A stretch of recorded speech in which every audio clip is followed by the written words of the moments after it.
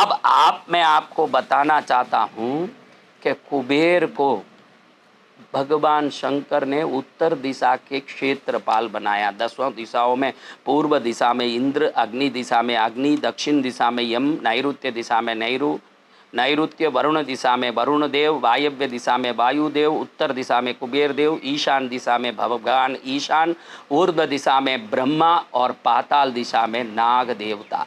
इन 10 को क्षेत्रपाल के रूप में नियुक्त करने के बाद कुबेर को सबका के रूप में, अपने मित्र के रूप में जिन्होंने स्वीकृत कर लिया, ऐसे भगवान शंकर ने आशीर्वाद दे दिया कि कुबेर आज से इस धरती का जितना धन है उस धन को प्रदान करने की कृपामयी शक्ति होगी महालक्ष्मी, लेकिन उस धन के धनाध्यक्ष होंगे तुम।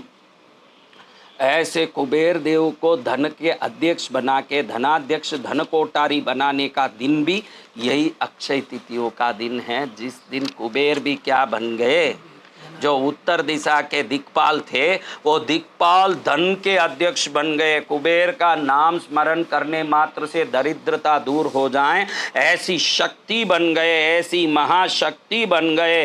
तो इतनी सारी बातें द्रौपदी एक बार सोचती है कि दुर्वासा ऋषि आ गए हैं 1000 शिष्यों को लेके, और मैंने अभी जो सूर्य देव का दिया हुआ अक्षय पात्र को मैंने अभी धो के रख दिया है, उसमें जब तक शुरुआत रहता है वो खाना आता ही रहता है। एक बार धो के उसको उल्टा कर दिया, अगले दिन सुबह से ही भोजन आता है, और ये असमय में आके प्रकट हो गए हैं। अब मैं इनको भोजन नहीं दूंगी। दुर्वासा ऋषि का क्रोध तो पूरे विश्व में जाना माना है, और अगर ये श्राप दे देंगे तो मेरे लिए क्या हो जाएगा, ये डर के मारे द्रौपदी घबरा रही है। सोचती है, हे कृष्ण कृपा करो, हे नाथ मुझे बचाओ। कृष्ण प्रकट हो गए और कहते हैं, द्रौपदी क्या बात है, अरे दुर्वासा ऋषि 1000 ऋषियों के साथ आ गए, अब भोजन नहीं दूंगी तो श्राप दे देंगे, क्या करूं। देखो उस अक्षय पात्र में कुछ है क्या। देखती है तो एक अन्न का तिनका धोने के बाद भी रह गया है। कृष्ण कहते हैं, आज के दिन में कुछ भी क्षय नहीं हो सकता है। तुम बोलती हो कि इस पात्र से भोजन नहीं आएगा, लेकिन आज अक्षय तिथियों का दिन है, ये अन्न अक्षय होकर ही रहेगा, इसमें से उठाओ।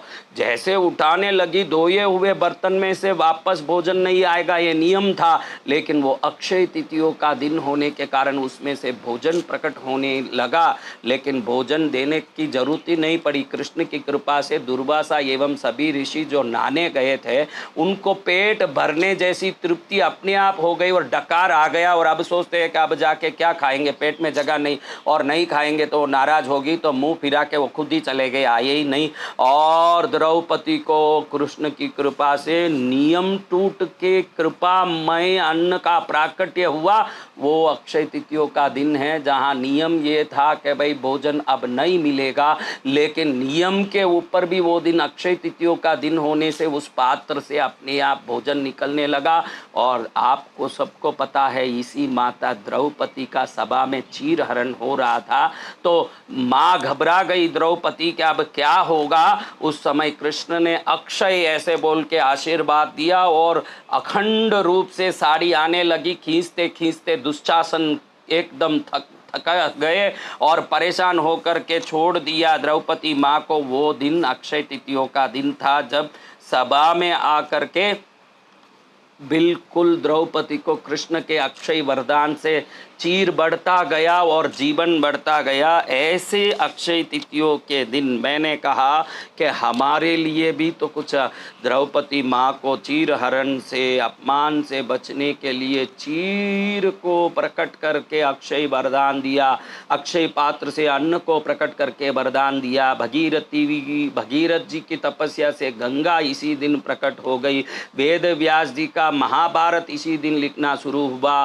सोने के आंवले का बरसात इसी दिन से शुरू हुआ।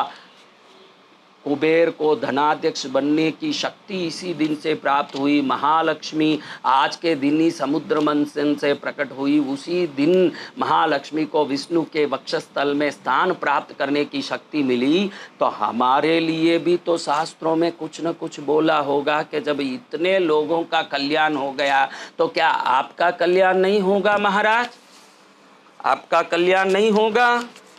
तो वो क्या बोला है, आपके लिए क्या बोला है? कई लोग सोचते हैं कि अक्षय तृतीया है, कुछ नहीं तो एक आधा ग्राम सोना खरीद लो, पाव ग्राम सोना खरीद लो, 1 ग्राम सोने का सिक्का खरीद लो। नहीं नहीं, सोना तो उस दिन गुरु के बल को बढ़ाने के लिए खरीदा जाता है, क्योंकि गुरु का अंक 3 है और तृतीया तिथि 3 की तिथि, तीसरी तिथि होने से गुरु को प्रसन्न करने सोना खरीदते हैं। लेकिन आप ध्यान रखना, उस दिन आप कोई भी कार्य करोगे वो आगे बढ़ता ही जाएगा, बढ़ता ही जाएगा। वो खराब काम करोगे तो घर में खराब बढ़ता ही जाएगा। ये कोई नहीं समझते हैं और कोई नहीं जानते हैं कि अक्षय तृतीया का अर्थ है जो करते हैं वो अक्षय हो जाना, वो निरंतर बढ़ता जाना, कभी ख़त्म ना होना।